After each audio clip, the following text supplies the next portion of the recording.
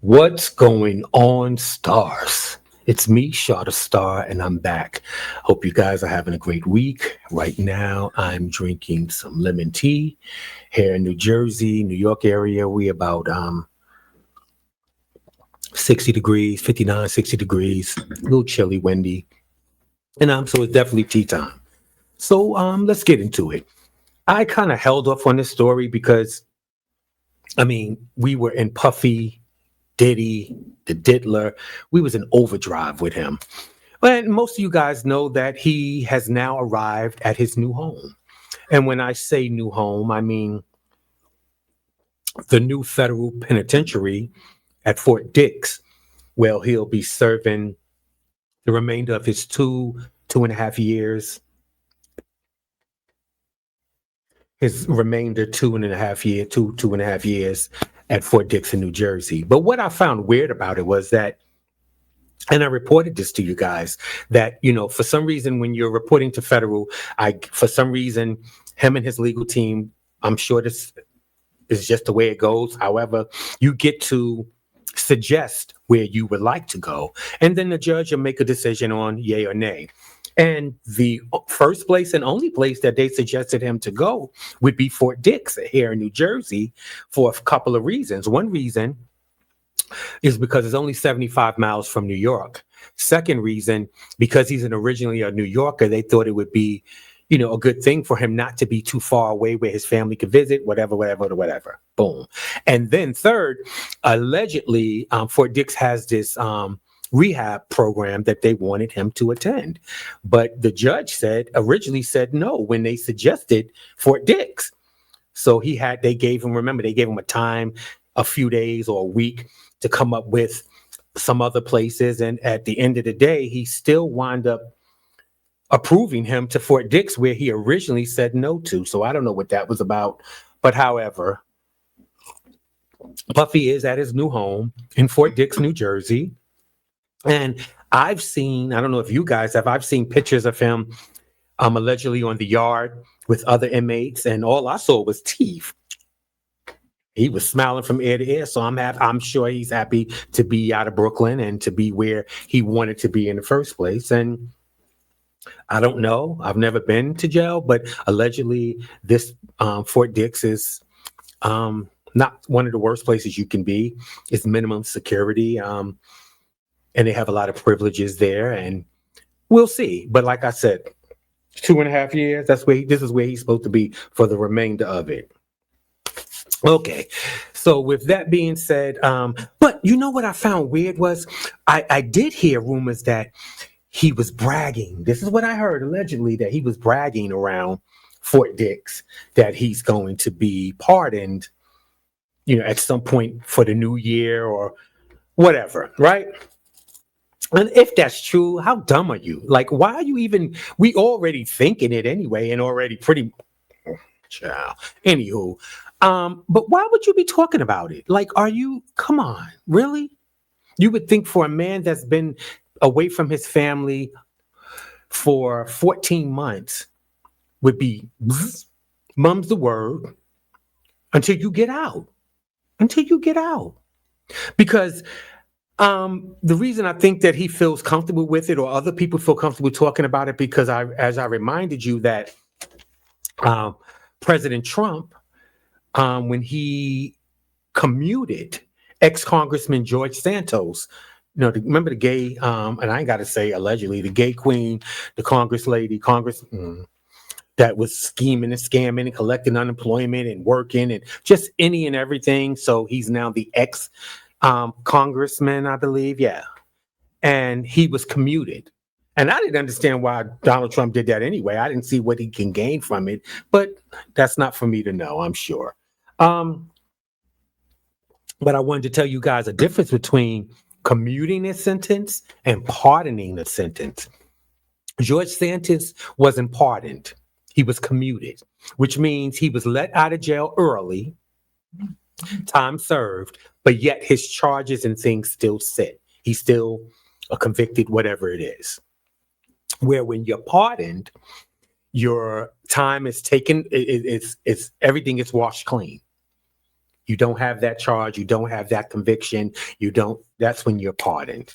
So I'm sure President Trump wish he could pardon himself, pretty much, right? I'm just saying, people don't listen. I'm just a small YouTuber. I asked the question. I asked the question. Okay.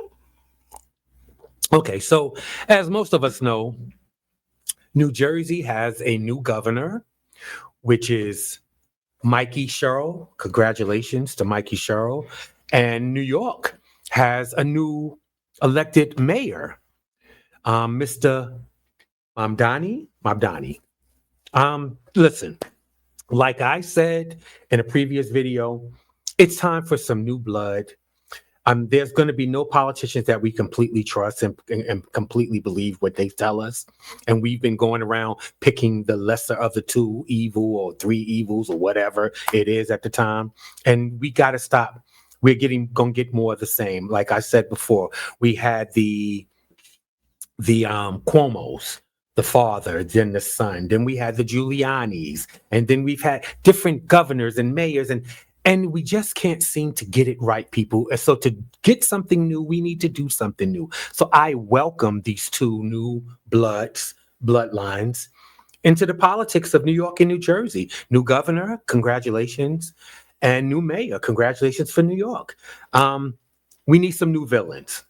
And I say villains. I mean, like I said, who are we going to trust completely? But let's get some new villains into this new comic book, and let's get some new blood and see what it is. And allegedly, as if I'm not speaking, the new mayor elect for New York, I believe he's 34 years old, if I'm not mistaken. Come on with it.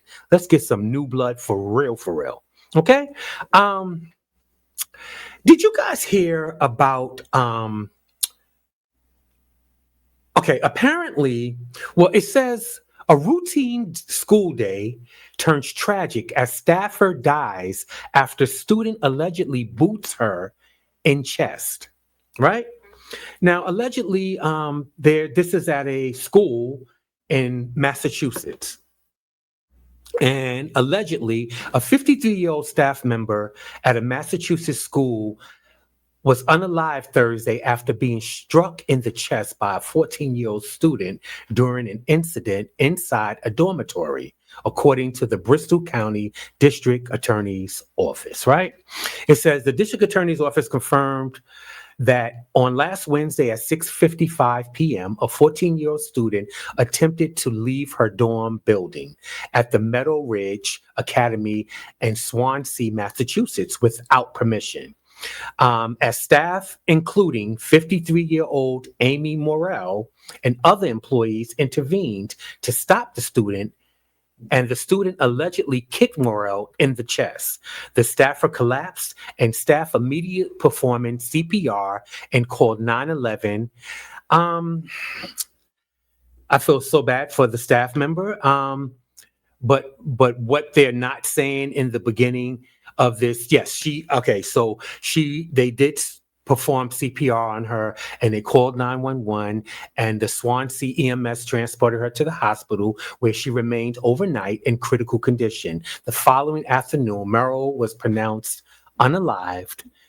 Authorities have yet to release the official cause of her unaliving, right? Now, they already stated that a 14-year-old student kicked her in the chest, and that's what made her collapse and made them perform CPR. It says the unidentified 14-year-old student was charged with assault and battery causing serious bodily injury. You think? And why is the 14-year-old only being charged with assault and battery causing serious bodily injury when the employee clearly passed away? So that would be murder. According to the Meadow Ridge Academy, the school is a residential therapeutic school in Sea Swan, serving youth from ages 12 to 21 with behavioral and mental health or trauma-related challenges, and is located 50 miles outside of South Boston. So it's one of those schools, live-in dormitory schools, and it's for teenagers or young adults from 12 to 21 with behavioral, mental health, and trauma related issues. So all we can do is pretty much pray for the family, and I'll wait and see. Is it because the student was 14 years old that they were only charged with assault and battery causing serious bodily injury, or is it because of some mental type of thing of why they're there? So if I hear anything else about the story, I will definitely update you guys. I have one more story, and this is my last story for today. I'm gonna let y'all get out here and enjoy this weather while we ain't got to put on snorkels and furs and stuff, right? Okay, I'm gonna bring up this picture, and then we are going to get into this final story of the day, right? Okay, so let me bring this up. And the title says 18-year-old killed unalived, I will say, at Walmart after allegedly kicking a man's shopping cart. So what I'm getting is two men got into an altercation at a Walmart. The 18-year-old kicked the other person's shopping cart and was stabbed multiple times. But the thing is, the suspects has prior convictions. So this is what happened. And listen, comment, let me know. And I'm going to tell you something that just happened to me yesterday, actually. Um, It says, teen killed at Walmart after kicking man's shopping cart. His family donates his organs, and the suspect's prior convictions are revealed. J.T. Schroeder died days after police alleged that he was stabbed by Delano Middleton, who was previously convicted of aggravated assault just a year or so ago. So this person has been into trouble. It says the 18-year-old who was fatally stabbed after authorities say he kicked a man's shopping cart. His family donated his organs to those in need, and the family also put up a GoFundMe because, like I said, Mr. Schroeder passed away at the end October 27th, 4 days after he was stabbed following the altercation at a Walmart in Georgia. Delano Middleton, who was 48, has since been charged with murder in connection with the stabbing, court records indicate. Yeah, listen, I'm starting to understand, and I have a temper that I've learned to control down through the years, but now with so many things going on, we have to get it together, or the life you save may be your own. And I say that because just yesterday, I was in a store. Actually, I was in a pharmacy and waiting in line. And this woman just walks past us and walks straight to the counter. And of course, I had to say something that we wasn't going. But then when the woman turned around to interact with me, I saw complete evil in her face. Like her eyes were red. And again, we're in a pharmacy, so who knows what you're there for? Maybe she was there for allegedly her psych meds or anything. I'm not sure. But I said to her, ma'am, there's a line. You can't just walk up. And when she turned around and she was like, she went off and she was from another country. Not that that meant anything, but she got really irate with me really quick. And something in me was like, you know what? Shara, this is not worth it. A lot of us, we get into road rage, and I can get angry over stupid stuff, but I've learned down through the years it's not worth it. And with the new generation now, this woman happened to be older from yesterday with me. But the young ones, I don't say anything to them. I'll leave the scene because it's just not worth it, and they don't value life. And where you think it's just going to be a verbal thing back and forth, and maybe a little kiki, a little funny, little read here, there, a little around the house, a little yang, yang, yang. No, they ended your life. Ended your life for no reason because they don't value it. And I had to think about that when even though the woman wasn't young or whatever, I don't know what her issues was. And I just decided after a few words that it wasn't worth it. It was, go do your thing. knock yourself out, rock out, you know. I want you guys to be intentional. I want you to check on your strong friends, check on your strong family members.